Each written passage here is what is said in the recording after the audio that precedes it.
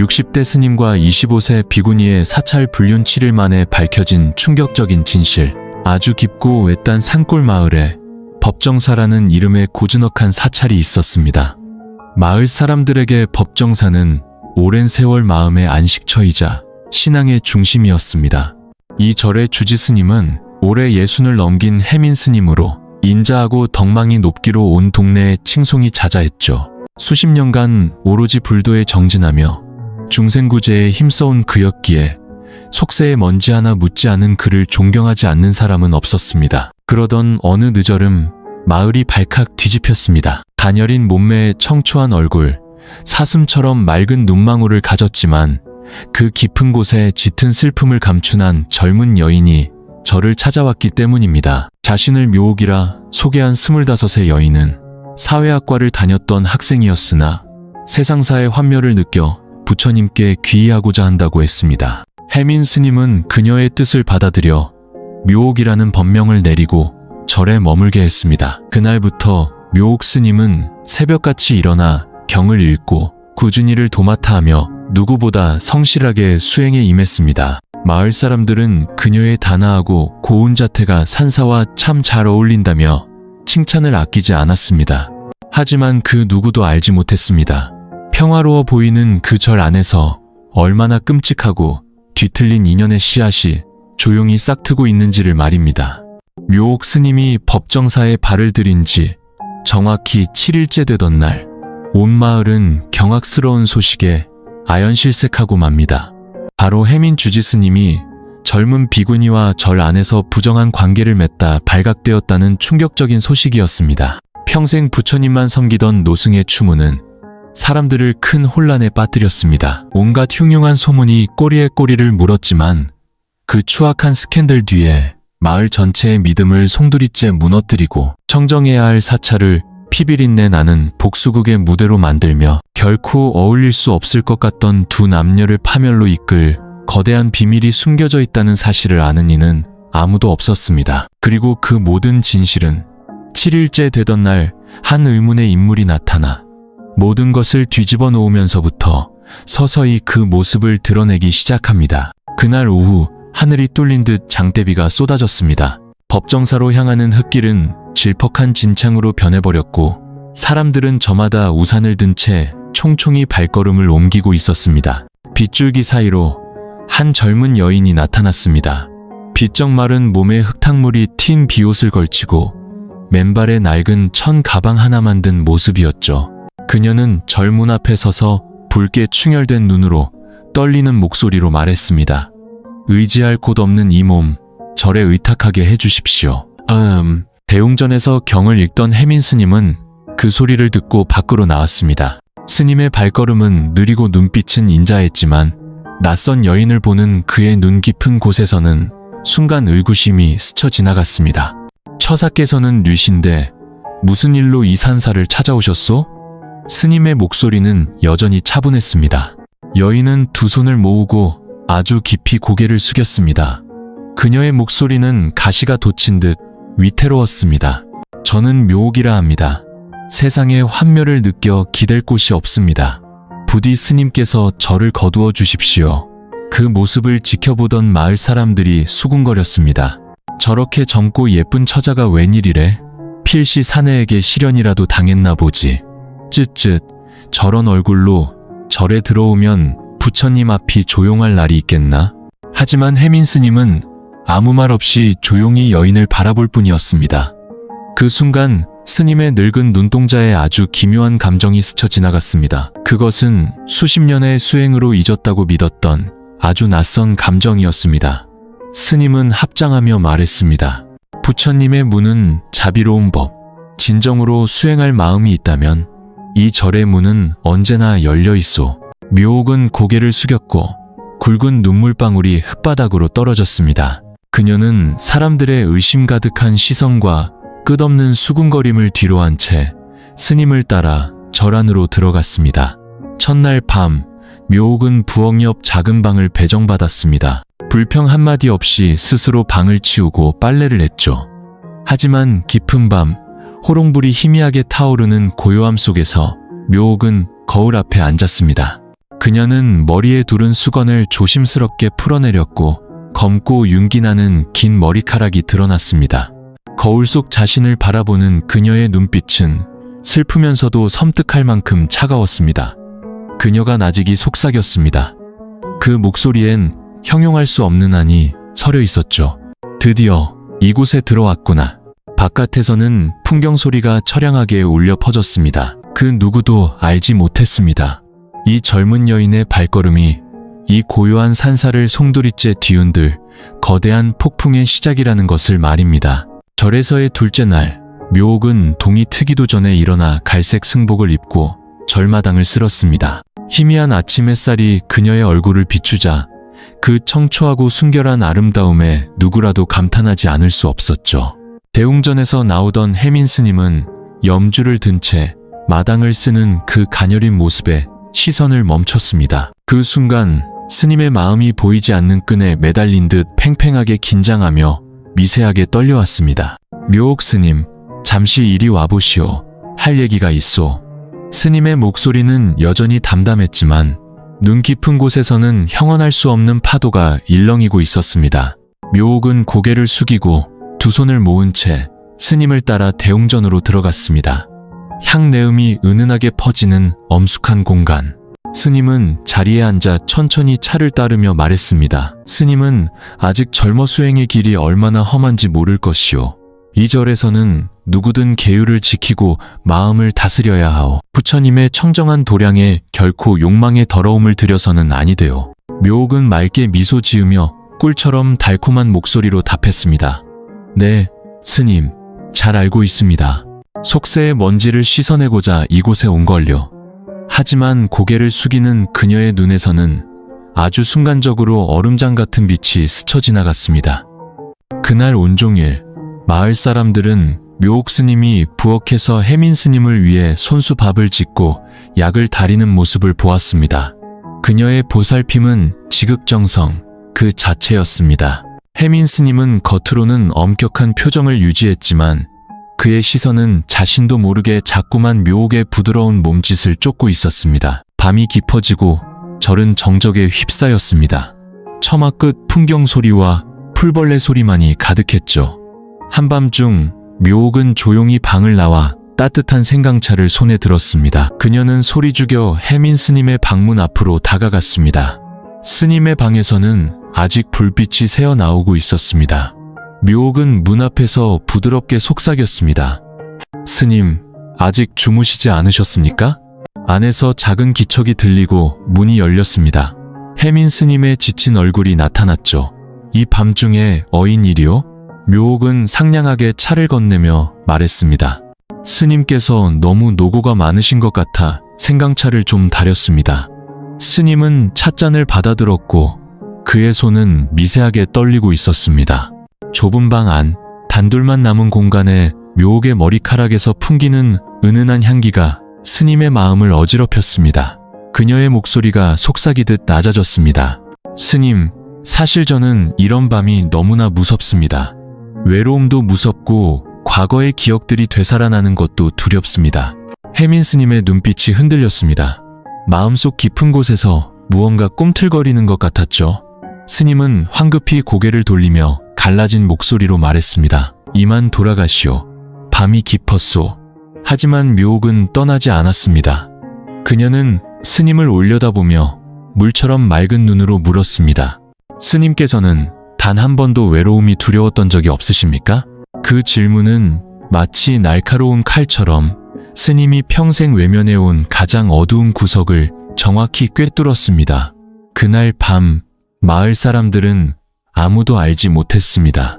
그 작은 방 안에서 선과 악, 수행과 욕망의 경계를 넘어서는 위험한 감정이 싹트고 있다는 사실을 말입니다. 절에 온 지 단 이틀 만에 혜민 스님의 마음은 걷잡을 수 없이 흔들리기 시작했습니다. 셋째 날, 다시 비가 내렸습니다. 마을은 짙은 안개에 잠겼고 법정사는 평소처럼 고요했지만 그 안의 사람 마음은 이미 폭풍전야였습니다. 아침 예불이 끝난 후 묘옥은 따뜻한 죽 한 그릇을 들고 혜민 스님의 방을 찾았습니다. 그녀의 눈빛은 여전히 상냥했고 목소리는 꿀처럼 달콤했습니다. 스님, 기침을 하시니 따뜻한 죽을 드시고 몸을 녹이십시오. 해민 스님은 책상에 앉아 있었습니다. 피곤한 기색이 역력했고 묘옥의 작고 하얀 손이 건네는 죽 그릇을 보며 당혹감을 감추지 못했죠. 스님은 입술을 깨물며 작게 고개를 끄덕였습니다. 거기 두시오. 하지만 묘옥은 떠나지 않고 옆에 앉아 숟가락을 들고 죽을 후 불었습니다. 제가 떠서 드리지요. 스님께서 이 절의 모두는 한 식구와 같다고 하셨습니다. 스님의 은혜에 보답하고 싶을 뿐입니다. 그 말은 순수하면서도 교묘한 의도를 담고 있었습니다. 죽을 담은 숟가락이 스님의 입술에 닿는 순간 마치 전기가 흐르듯 짜릿한 감각이 등줄기를 타고 흘렀습니다. 스님의 숨이 멎었고 그는 가사자락을 움켜쥐었습니다. 마음이 온통 혼란스러웠습니다. 평생을 수행하며 단 한 번도 흔들린 적 없던 마음이었습니다. 하지만 지금 이 젊은 비구니의 지극정성인 보살핌과 유혹적인 눈빛, 순결한 아름다움 앞에서 그의 이성은 점차 무너져 내리고 있었습니다. 그날 저녁 마을 사람들은 여전히 묘옥이 부엌을 오가는 것을 보았지만 이제 해민 스님의 시선은 노골적으로 그리고 깊은 고뇌에 잠겨 그녀를 쫓고 있었습니다. 밤이 깊어지고 안개가 절 마당을 뒤덮자 묘옥은 또다시 따뜻한 차를 들고 방을 나섰습니다. 그녀는 스님의 방문을 두드리며 작게 말했습니다. 스님, 아직 안이 주무십니까? 해민 스님은 망설였지만 결국 문을 열어주었습니다.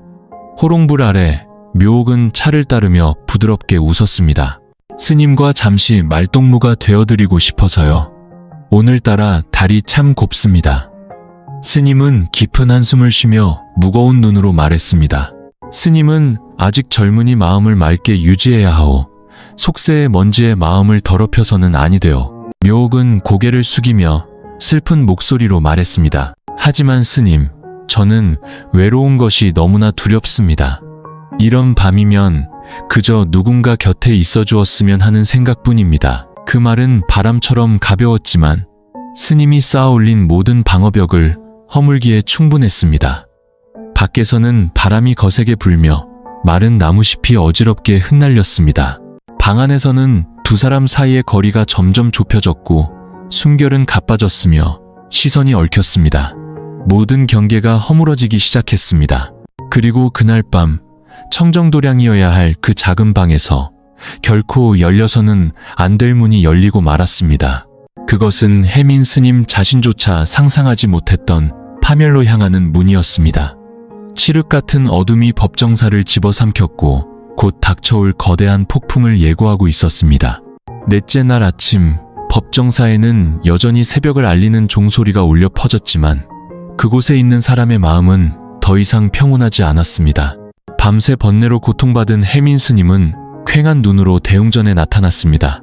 그의 안색은 눈에 띄게 수척했고 염주를 돌리는 손은 미세하게 떨리고 있었습니다. 입으로는 경전을 읊었지만 그에게 경전은 그저 귓가를 스치는 바람 소리일 뿐이었습니다. 부엌의 묘옥은 여전히 상냥하게 아침을 준비했습니다.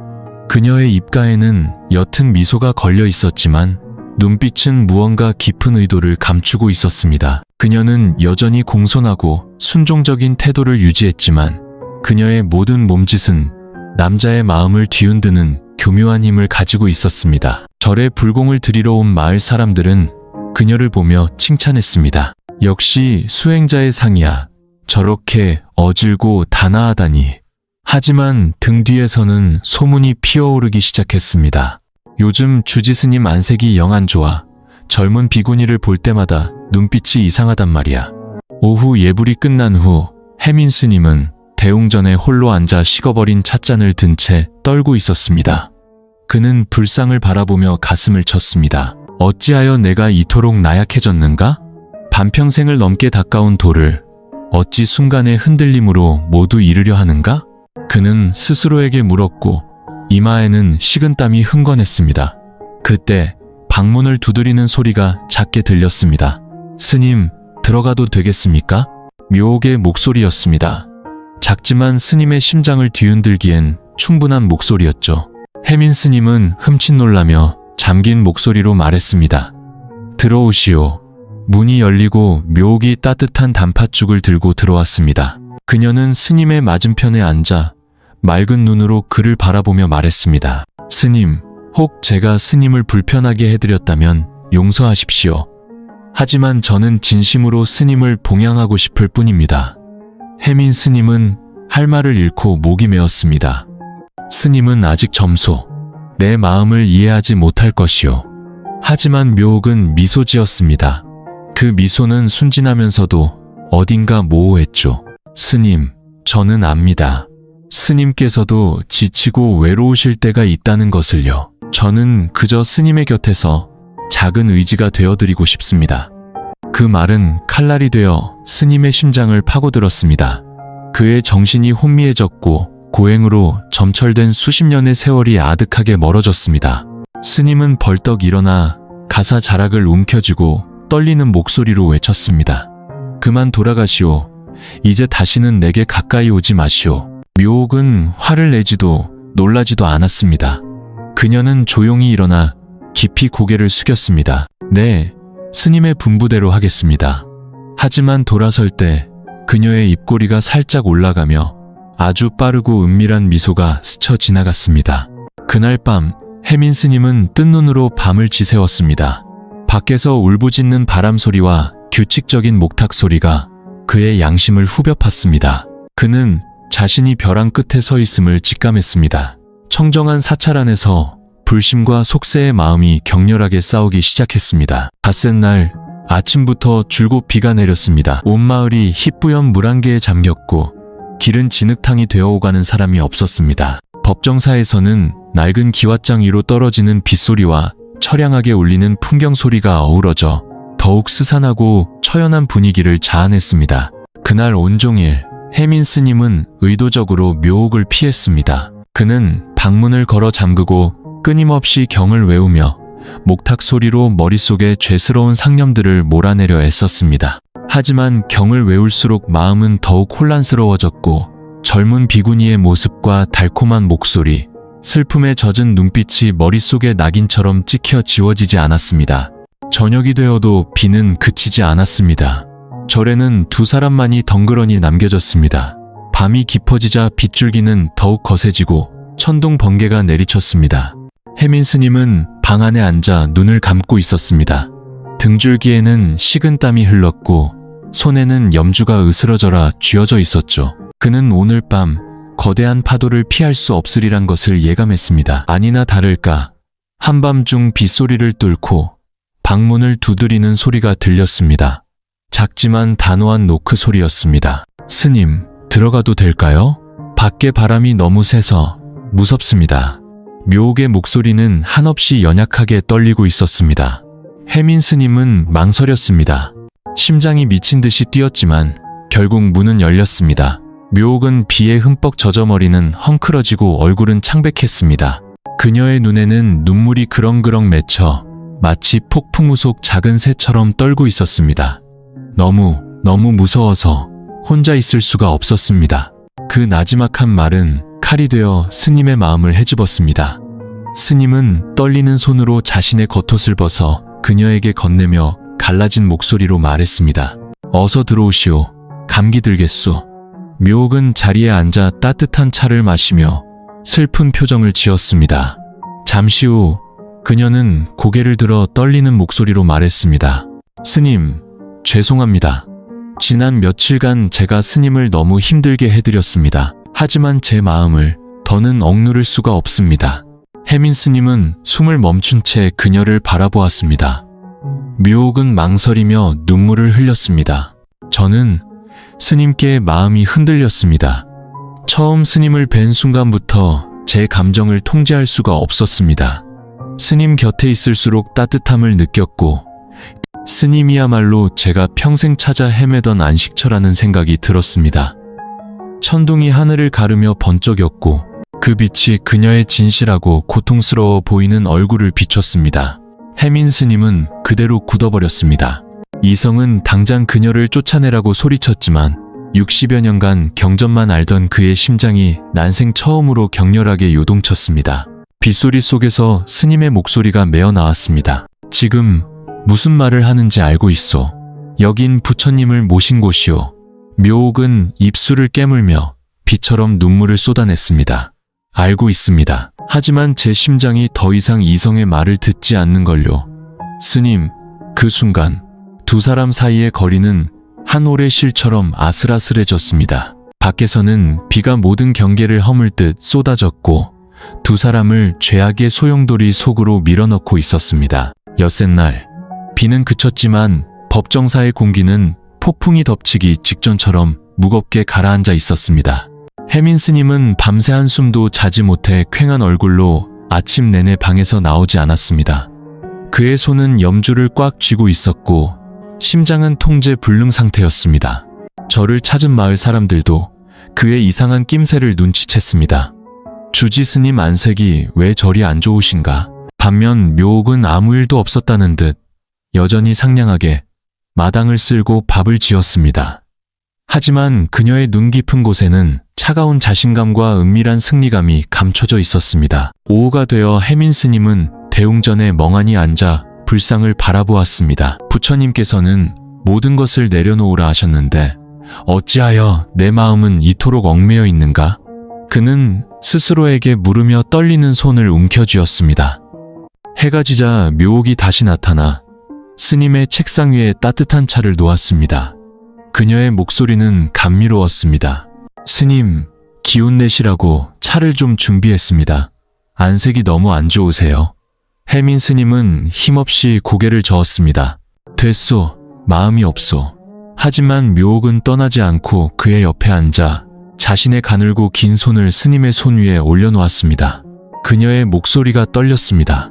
스님, 이제 그만 부정하십시오. 스님의 마음도 저와 같다는 것을 알고 있습니다. 그 말은 스님의 마지막 남은 이성의 방어선을 무너뜨렸습니다. 그녀의 손이 닿는 순간 스님의 몸이 굳었고 숨이 가빠졌습니다. 평생 고요했던 심장이 격렬하게 울부짖었습니다. 아니요, 이러지 마시오. 스님은 더듬거렸지만 묘옥은 손을 놓지 않았습니다. 그녀는 스님의 눈을 똑바로 바라보며 애원하듯 말했습니다. 스님, 아십니까? 저는 평생 누구에게도 무언가를 간청해 본 적이 없습니다. 하지만 오늘 스님께 단 한 가지만 간청하고 싶습니다. 그녀의 목소리가 속삭임처럼 작아졌습니다. 부디 단 하룻밤이라도 좋으니 스님의 곁에 머물게 해주십시오. 그 말은 이성의 마지막 끈을 끊어버리는 칼날이었습니다. 밖에서는 바람이 울부짖었고 안에서는 속세와의 연을 끊었다고 믿었던 두 사람이 돌이킬 수 없는 죄악의 소용돌이에 휘말리고 있었습니다. 그날 밤 법정사는 칠흑 같은 어둠에 잠겼고 오직 거친 바람 소리만이 한 방울의 무리잔을 넘쳤음을 알리고 있었습니다. 단 하룻밤이 한 사람의 인생 전체를 바꿔놓을 수 있었습니다. 일곱째 날 아침, 하늘은 거짓말처럼 맑았지만 법정사의 공기는 숨막힐 듯 무겁고 긴장감이 흘렀습니다. 혜민 스님은 죄책감에 짓눌려 방 밖으로 나오지 못했습니다. 붉게 충혈된 눈, 창백한 얼굴, 그는 텅 빈 눈으로 불상만 하염없이 바라보고 있었습니다. 밖에서는 묘옥이 여전히 아무 일 없다는 듯 마당을 쓸며 옅은 미소를 짓고 있었습니다. 하지만 그 눈 깊은 곳에는 은밀한 만족감이 서려 있었죠. 그날 정오, 마을 사람들이 불공을 드리러 절에 왔을 때 한 낯선 남자가 나타났습니다. 다부진 체격에 날카로운 눈매를 가진 그는 태연하게 절 안으로 들어왔습니다. 그는 대웅전에 앉아 부처님께 절을 했지만 그의 시선은 단 한순간도 묘옥에게서 떨어지지 않았습니다. 마을 사람들이 수군거렸습니다. 누구지? 처음 보는 얼굴인데 행색이 우리랑은 영 다르구먼. 불공이 끝난 후 그는 혜민 스님을 찾아갔습니다. 굳게 닫힌 문 안에서 낯선 남자는 스님의 맞은편에 앉아 차갑게 말했습니다. 스님, 아니면 옛 이름으로 불러드려야 할까요? 저를 기억하십니까? 혜민 스님은 흠칫 놀라며 가사자락을 움켜쥐었습니다. 누구시오? 남자는 옅은 미소를 지으며 품에서 낡은 사진 한 장을 꺼냈습니다. 사진 속에는 묘옥이 그 남자와 다정하게 팔짱을 낀 채 환하게 웃고 있었습니다. 벌써 잊으셨습니까? 이 사람은 제 아내, 묘옥의 전남편입니다. 그 말은 혜민 스님의 머리 위로 떨어진 날벼락과도 같았습니다. 스님은 비틀거리며 파르르 떨리는 입술로 물었습니다. 이게 대체 어찌된 일이요? 남자는 비웃었습니다. 7일 전 저 여자가 이 절에 들어온 건 수행을 위해서가 아니었습니다. 당신을 유혹해서 파멸시키기 위해서였죠. 저 여자는 제 아내이자 제 복수 계획의 장기짝일 뿐입니다. 그의 목소리는 얼음처럼 차가웠습니다. 나는 당신 때문에 모든 것을 잃었소. 이제 당신도 나락으로 떨어져 온 마을 사람들의 손가락질을 받으며 이 절에서 쫓겨나는 추잡한 신세가 되어봐야지. 마침내 비밀이 드러났습니다. 마을 사람들이 칭송하던 젊은 비구니 묘옥은 사실 해민 스님의 과거 원수가 보낸 미끼였던 것입니다. 20년 넘게 이어진 원한이 가장 잔인하고 악독한 방식으로 터져나온 순간이었습니다. 남자는 일어나 스님의 어깨를 툭 치며 악랄하게 웃었습니다. 어젯밤 증거는 충분히 확보했으니 이제 덕망 높은 주지 스님께서 마을 사람들에게 어떻게 변명하실지 구경해볼까. 그는 떠났고 해민 스님은 영혼이 빠져나간 사람처럼 그 자리에 주저앉아 떨고 있었습니다. 절 마당에서 묘옥은 태연하게 차를 마시고 있었습니다. 그녀의 눈빛은 먼 곳을 향해 있었죠. 마치 모든 것이 이제 막 시작되었다는 듯이. 8째 날 아침, 평화롭던 마을은 온통 흉흉한 소문으로 뒤덮였습니다. 찻집에서, 시장에서 사람들은 오직 한 가지 이야기뿐이었습니다. 들었어? 법정사에서 난리가 났대. 묘옥 스님이랑 주지 스님이 밤에 방에서 같이 있다가 들켰다지 뭐야. 소문은 불길처럼 번져나갔고 점점 더 악의적으로 변해갔습니다. 가짜 중이지. 그게 중이야?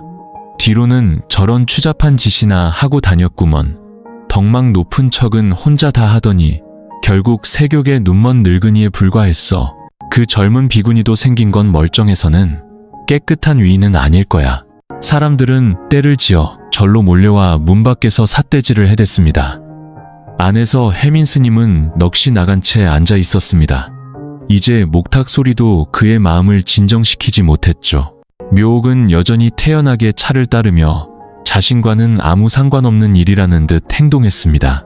정오가 되자 어제의 그 남자가 다시 나타났습니다. 그는 절 마당 한가운데 서서 외쳤습니다. 오늘 내가 이 자리에서 모든 진실을 밝히겠소. 온 마을 사람들이 절 안으로 쏟아져 들어왔습니다. 남자는 차갑게 스마트폰 하나를 들어 올렸습니다. 그 안에는 비 내리던 밤 해민 스님과 묘옥이 방 안에서 손을 잡고 서로를 애틋하게 바라보는 영상이 담겨 있었습니다. 마을 사람들은 경악했습니다. 세상에, 진짜였잖아. 스님이란 사람이 어떻게 저런 짓을. 이제 누굴 믿고 절에 다닌단 말인가. 남자는 해민 스님을 똑바로 보며 비웃었습니다. 이게 증거요. 이제 와서 발뺌할 수 있겠소? 해민 스님은 얼굴이 새하얗게 질린 채 그대로 쓰러질 것만 같았습니다. 마을 사람들은 소리치며 욕설을 퍼부었습니다. 당장 이 산에서 내려가라. 중에 탈을 쓴 악마 같으니. 하지만 묘옥은 그저였게 미소 지을 뿐이었습니다. 그녀의 눈빛은 소름 끼칠 정도로 차가웠습니다. 소문의 폭풍은 청정했던 사찰을 완전히 휩쓸어버렸고 해민 스님은 자신의 인생이 오늘로써 끝났음을 직감했습니다. 그날 이후 법정사는 폐허처럼 버려졌습니다. 사람들은 저를 향해 경멸의 눈초리와 무거운 침묵만을 남길 뿐이었습니다. 아흐레 날 아침, 묘옥은 여전히 한가롭게 차를 마셨습니다.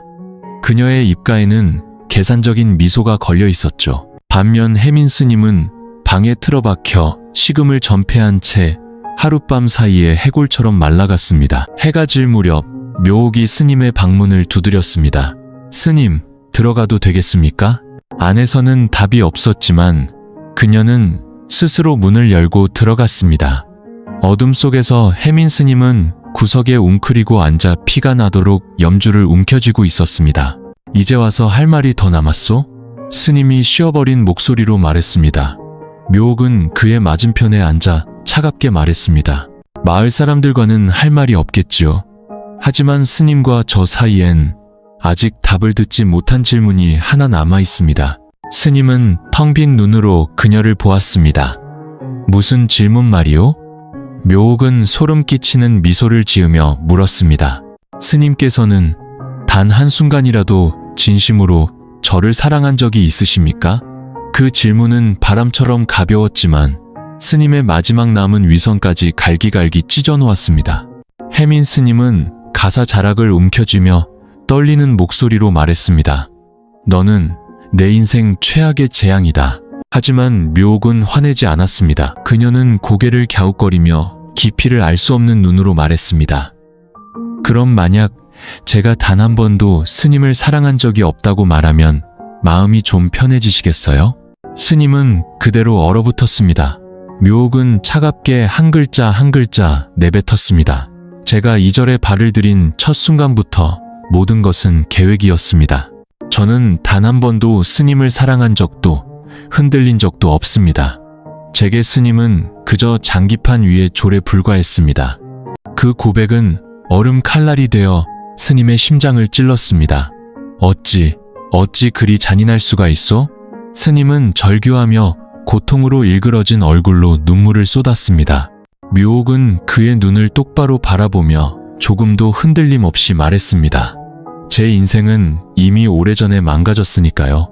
제 남편은 당신에게 복수하고 싶어 했고, 저 또한 당신처럼 고고한 척하는 인간이 진흙탕 속에서 발버둥치는 꼴을 보고 싶었거든요.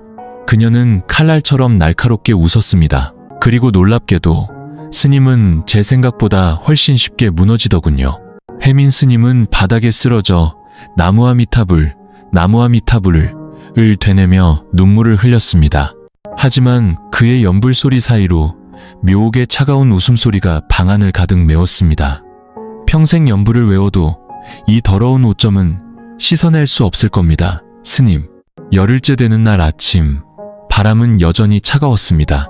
법정사는 폐허처럼 황량했고 사람들은 멀리서 경멸의 눈초리만 보낼 뿐이었습니다. 절 안에서 혜민 스님은 넋이 나간 채 앉아 있었습니다. 며칠 사이 그는 10년은 늙어 보였죠. 묘옥은 모든 일이 끝났다는 듯 콧노래까지 흥얼거리며 아무렇지 않게 짐을 쌌습니다. 정오가 되자 그녀의 남편 박상철이 험상궂은 산에 며칠 데리고 나타났습니다. 그는 비웃으며 말했습니다. 이제 끝났어. 갑시다.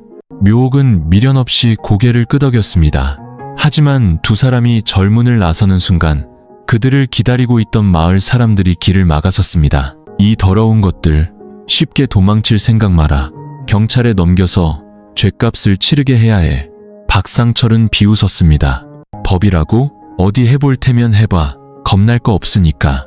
그때 한 노인이 인쇄된 종이 뭉치를 들고 나와 외쳤습니다. 증거가 너희에게만 있는 줄 아느냐? 우리 마을 사람들 모두 경찰서에 진정서를 냈다. 불법 촬영, 사생활 침해, 명예훼손까지. 너희 둘 다 범법자야. 박상철의 얼굴이 굳어졌습니다. 그때 멀리서 경찰차 사이렌 소리가 들려왔습니다. 경찰들이 차에서 내려 차갑게 말했습니다. 박상철 씨, 묘옥 씨, 경찰서까지 동행해 주셔야겠습니다. 박상철은 당황했지만 묘옥은 여전히 차가운 미소를 짓고 있었습니다. 그녀는 연행되면서 쓰러져 있는 혜민 스님을 돌아보며 나지막이 말했습니다. 보셨습니까, 스님? 인생이란 건 누구든 결국 죗값을 치르게 되어 있습니다. 그리고 그녀는 다시는 뒤돌아보지 않고 경찰차에 올라탔습니다. 혜민 스님은 땅에 머리를 밟고 눈물을 흘리며 속삭였습니다. 인과응보로다. 피할 수 없는 업보로다. 묘옥과 박상철이 연행된 후 법정사의 문은 굳게 닫혔습니다. 열하루째 되던 날, 혜민 스님은 텅 빈 절에서 폐인처럼 지냈습니다. 그는 밤새 참회의 눈물을 흘리며 연불을 외웠고 날이 밝자 비틀거리는 걸음으로 마당을 쓸기 시작했습니다. 내가 이 청정도량을 더럽혔구나. 씻을 수 없는 업을 지었구나. 그는 쏟아지는 눈물을 참지 못했습니다. 지나가던 마을 사람들은 이제 와서 뉘우치는 척해봤자 늦었어 라며 혀를 찼지만 스님은 아무런 대꾸도 하지 않았습니다. 그날 밤 스님은 아주 오랫동안 참회의 종을 쳤습니다. 그 처절한 종소리는 온 산을 울렸고 뉘우침을 갈구하는 한 영혼의 절규처럼 들렸습니다. 열이 튼 날 아침, 아직 안개가 걷히지 않은 이른 새벽, 누군가 법정사의 문을 두드렸습니다. 문을 열자 그곳에는 머리에 서리가 내린 한 중년 여인이 서 있었습니다. 초췌했지만 그 눈빛만은 단단한 여인이었죠. 혜민 스님은 그 자리에 얼어붙었습니다. 입술이 파르르 떨렸습니다. 당신은, 여인은 조용히 고개를 끄덕였습니다. 접니다. 알아보시겠어요? 그 목소리는 스님이 수십 년간 묻어두었던 기억의 봉인을 칼처럼 베어버렸습니다. 그녀는 바로 스님이 출가하기 위해 버렸던 옛 아내, 은이었습니다. 어찌 이곳에? 스님의 목소리가 메어 나왔습니다. 은이는 담담하게 말했습니다. 소식을 듣고 왔습니다. 그녀는 스님을 똑바로 바라보며 말했습니다. 30여 년 전, 당신은 나와 뱃속의 아이를 버리고 불도에 귀의한다며 떠났지요. 나는 당신을 원망하지 않았습니다. 하지만 당신, 그 세월 동안 나와 내 딸이 어떻게 살았는지 아십니까? 혜민 스님은 고개를 떨구고 눈물만 흘렸습니다. 은희는 깊은 한숨을 쉬며 말을 이었습니다. 그 말은 하늘을 무너뜨리는 천둥과도 같았습니다. 당신의 딸, 그 아이가 바로 묘옥입니다. 혜민 스님은 고개를 번쩍 들었습니다. 온몸이 사시나무처럼 떨렸습니다. 무슨 말이오? 그럴 리가 없소.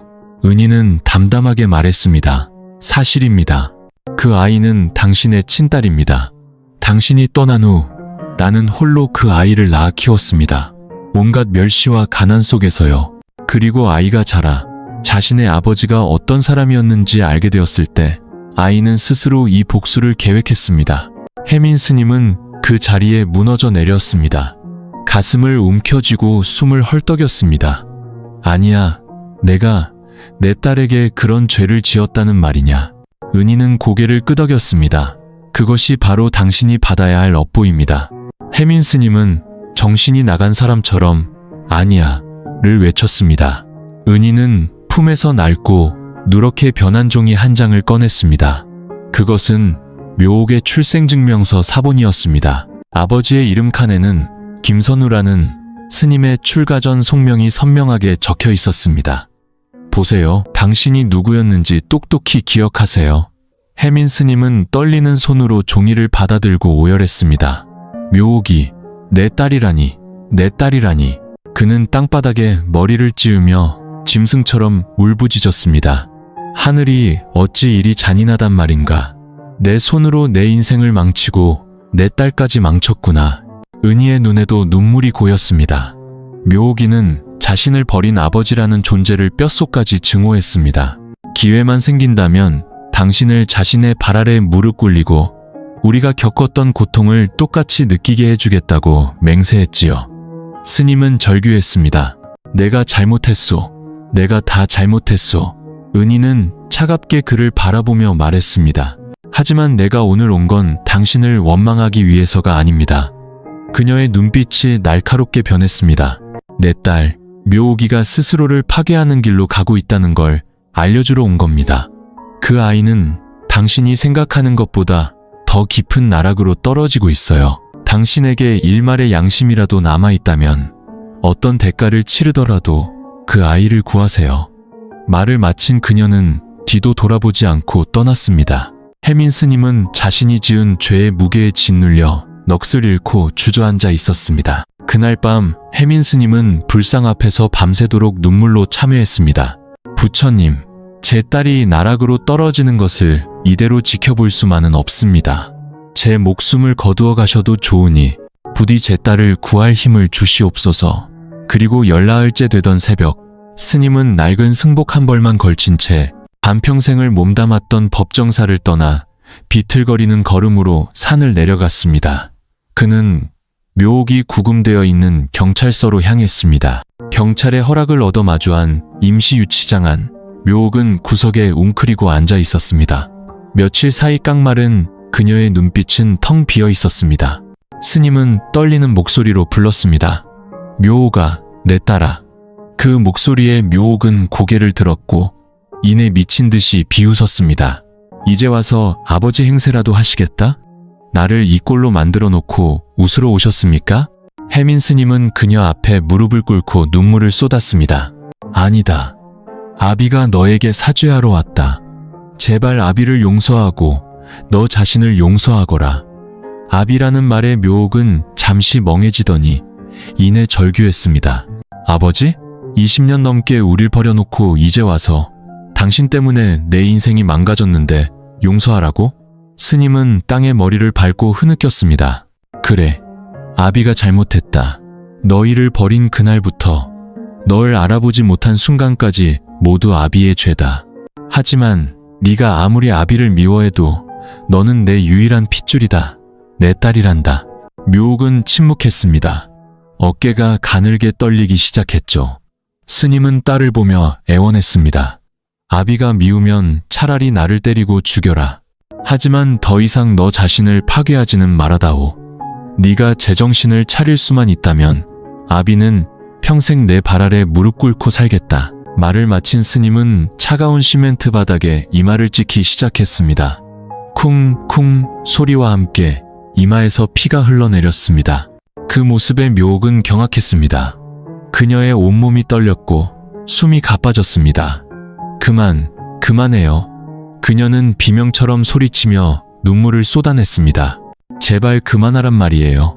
난생 처음으로 얼음 같던 그녀의 눈빛이 처절한 고통 속에서 녹아내렸습니다. 그날 밤 유치장은 더 이상 비명 대신 흐느낌으로 가득 찼습니다. 혜민 스님은 피를 흘리며 기진맥진한 채로, 묘옥은 모든 것을 잃은 아이처럼 울부짖었습니다. 왜 이러는 거예요? 왜 내 발밑에 무릎을 꿇는 거냐고요? 스님은 쉰 목소리로 말했습니다. 아비가 너에게 진 빚이 너무나 많아서 널 죄악의 길에서 구할 수만 있다면 죽어도 여한이 없기 때문이다. 그 말은 묘옥의 마음속 마지막 증오의 벽을 무너뜨렸습니다. 그녀는 바닥에 주저앉아 오열했습니다. 이러길 바란 게 아니었어요. 아버지가 죽는 걸 원하지 않았다고요. 그녀는 늙은 아버지에게 달려가 그를 부둥켜 안았습니다. 그리고 난생 처음으로 눈물 속에서 아버지를 불렀습니다. 아빠, 제가 잘못했어요. 제가 정말 잘못했어요. 혜민 스님도 딸의 어깨에 얼굴을 묻고 통곡했습니다. 아니다. 내 잘못이다. 내가 너를 네 어미를 이 지경으로 만들었다. 두 사람은 피와 땀과 눈물로 뒤범벅이 된 채 서로를 끌어안았습니다. 증오의 눈물이 아닌 용서와 회한의 눈물이었습니다. 밖에서는 마치 모든 죄를 씻어내려는 듯 장대비가 쏟아졌습니다. 그날 밤 묘옥은 심리 감정을 위해 병원으로 이송되었고 혜민 스님은 응급처치를 받은 후 밤새도록 연불을 외웠습니다. 그의 연불 소리는 더 이상 무겁지 않고 다시 태어난 사람처럼 평온했습니다. 여엿새 날 비가 개나늘 아래 혜민 스님은 묘옥의 곁을 지켰습니다. 그는 유치장 창가에 앉아 조용히 경을 외웠습니다. 마을 사람들은 스님이 산을 내려와 모든 죄를 인정했다는 소식을 듣고 찾아왔지만 그들의 눈에는 더 이상 경멸 대신 복잡한 연민이 서려 있었습니다. 한 할머니가 말했죠. 제 잘못을 알고 자식을 구하려 무릎까지 꿇었다니 그걸로 됐어. 사람 사는 게 다 그런 거지. 오후가 되자 혜민 스님은 경찰서에서 묘옥의 보호자 자격으로 서류에 서명했습니다. 그는 자신의 모든 것을 걸고 딸을 책임지겠다고 약속했습니다. 그리고 묘옥을 돌아보며 물었습니다. 묘옥아, 아비와 함께 법정사로 돌아가겠느냐?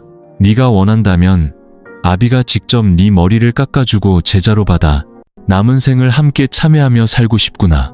그 말에 묘옥은 한참을 망설이다 눈물을 흘리며 고개를 끄덕였습니다.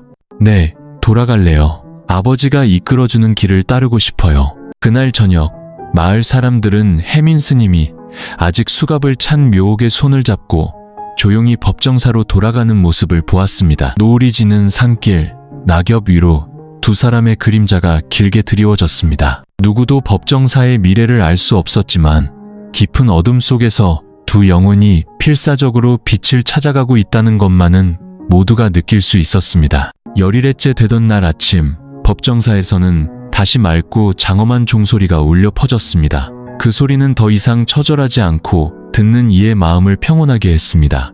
혜민 스님과 묘옥은 대웅전에 나란히 앉아 있었습니다. 두 사람 모두 삭발을 하고 깨끗한 승복을 입고 있었죠. 날카롭던 묘옥의 얼굴은 놀랍도록 평온해 보였습니다. 그녀는 부처님 앞에 향을 올리고 굳건한 목소리로 발언했습니다. 나무아미타불, 제 모든 원망과 속세의 먼지를 버리고 남은 생을 오직 참회하며 살겠습니다. 그 모습을 본 혜민 스님은 눈시울이 붉어졌습니다. 그는 마을 사람들 앞에서 선언했습니다. 오늘부터 묘옥은 제 유일한 제자, 묘청, 묘유비다. 저와 함께 남은 생을 수행하며 모든 죄값을 치를 것입니다. 마을 사람들은 아무 말 없이 두 사람을 바라보았습니다. 그들의 눈빛은 점차 누그러졌고 그 자리에는 연민과 이해가 자리 잡기 시작했습니다. 열여덟의 날 마을 사람들은 조금씩 다시 저를 찾기 시작했습니다. 쌀이나 채소를 가져다 주는 이도 있었죠. 혜민 스님은 공약물을 정중히 사양하며 말했습니다. 절의 문은 언제나 열려 있지만 저희는 어떤 보시도 받지 않겠습니다. 다만 저희가 남은 생을 참회하며 살아갈 수 있도록 지켜봐 주시는 것만으로도 충분합니다. 그 진심 어린 말에 한 노인이 감동하여 말했습니다. 잘못을 뉘우치고 고개 숙일 줄 아는 용기, 그거면 됐소. 사람이라면 누구나 길을 잃을 수 있는 법이지. 그날 저녁, 소박한 저녁상 앞에서 스님이 딸에게 물었습니다. 이제 마음이 좀 가벼워졌느냐? 묘청은 맑아진 눈으로 고개를 끄덕였습니다. 더 이상 원망스럽지 않아요. 마지막 순간에 아버지가 곁에 계셔서 다행이라는 생각뿐입니다. 두 사람은 서로의 손을 잡고 조용히 미소 지었습니다. 밤이 되자 대웅전에서는 두 사람의 독경 소리가 고요하고 평화롭게 울려 퍼졌습니다. 열하흘의 날, 절은 다시 사람들로 북적였습니다. 아이들은 묘청 스님이 들려주는 인과응보 이야기에 귀를 기울였고 어른들은 차를 마시며 세상 사는 이야기를 나누었습니다. 법정사는 과거의 상처를 딛고 다시 마을의 마음의 안식처가 되어가고 있었습니다. 그리고 20째 되는 날, 혜민 스님과 묘청 스님은 절 마당에 작은 보리수 묘목 한 그루를 심었습니다. 새로운 생명, 그리고 모든 폭풍우가 지나간 뒤에 오는 부활의 상징이었습니다. 스님은 웃으며 말했습니다. 내가 늙으면 이 절은 모두 네게 맡기마. 묘청은 눈물을 글썽이며 답했습니다. 아버지와 마을 분들께 부끄럽지 않도록 평생 마음을 깨끗이 닦으며 살겠습니다. 그날 밤, 온 마을 사람들은 법정사에 모여 평안을 기원하는 촛불을 밝혔습니다. 혜민 스님은 잔잔한 목소리로 말했습니다. 인생이란 폭풍우가 지나간 뒤에도 다시 피어나는 꽃과 같습니다. 중요한 것은 넘어진 자리에서 멈추는 것이 아니라 다시 일어나 흙을 털고 앞으로 나아가는 것입니다. 달빛 아래 두 사람은 조용히 차를 마셨습니다. 묘청이 속삭였습니다. 아버지, 이제 더는 과거가 두렵지 않아요. 혜민 스님은 인자하게 미소 지었습니다. 그것은 네가 비로소 과거를 마주하고 내려놓는 법을 배웠기 때문이다. 법정사의 이야기는 이렇게 평온하게 막을 내립니다. 한때 추문과 죄악으로 얼룩졌던 그곳은 이제 용서와 구원의 상징이 되었습니다. 사람들은 묻습니다. 어떻게 마을 사람들이 그들을 용서할 수 있었냐고. 답은 간단합니다. 그들이 두 사람이 진심으로 참회하고 스스로를 정화하는 모습을 보았기 때문입니다. 이 이야기는 우리에게 가르쳐줍니다. 아무리 큰 죄를 지었더라도 진심으로 뉘우치고 바로잡으려 노력한다면 다시 시작할 기회는 주어진다는 것을.